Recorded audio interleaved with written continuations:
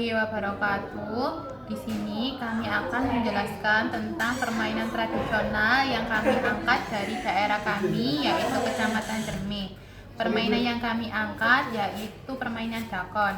Sebelumnya, perkenalkan, nama saya Salsabila Cintana Azhara Susanto dengan NIM 220404061 bersama rekan saya Nur Alifah Rahmawati dengan NIM 220404069. Permainan dakon ini berasal dari Pulau Jawa dan juga terdapat di daerah kami, yaitu Kecamatan Cermi.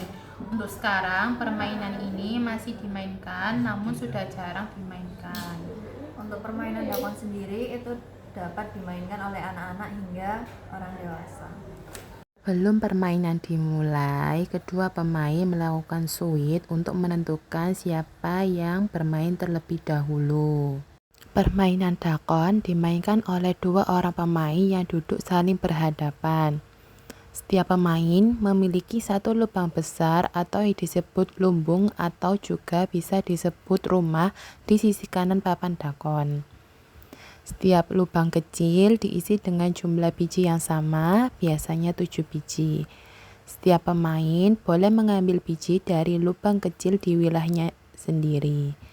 Pemain mengambil seluruh biji dari satu lubang kecil, kemudian membagikannya satu persatu searah jarum jam ke lubang berikutnya. Saat membagikan biji, pemain melewati lumbung lawan dan tidak memasukkan biji ke dalamnya.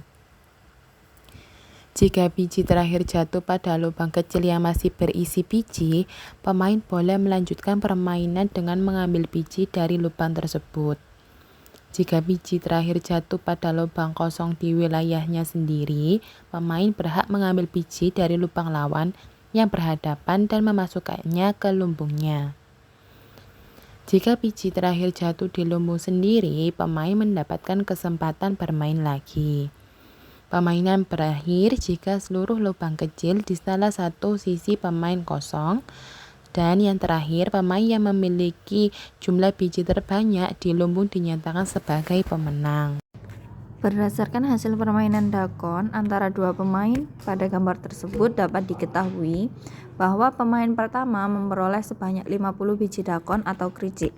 Sedangkan pada pemain kedua memperoleh 40 biji dakon atau kericik tersebut. Dari hasil tersebut terlihat adanya perbandingan jumlah, yaitu jumlah biji dakon yang diperoleh pemain pertama lebih banyak dibandingkan pemain kedua. Jadi hal ini menunjukkan bahwa permainan dakon itu dapat diimplementasikan dalam pembelajaran matematika, khususnya pada materi perbandingan bilangan. Selain itu, pada proses permainan dakon juga terdapat konsep penjumlahan dan pengurangan. Pada konsep penjumlahan terlihat ketika permainan telah selesai dan seluruh biji dakon dihitung untuk mengetahui hasil akhir masing-masing pemain. Sementara pada konsep pengurangan terjadi pada saat pemain mengambil biji dakon dari setiap lubang atau kolom yang dipilih selama permainan berlangsung. Jadi, permainan dakon ini dapat berfungsi sebagai permainan tradisional, tetapi juga sebagai media pembelajaran matematika yang konkret, menyenangkan, dan bermakna bagi siswa sekolah SD.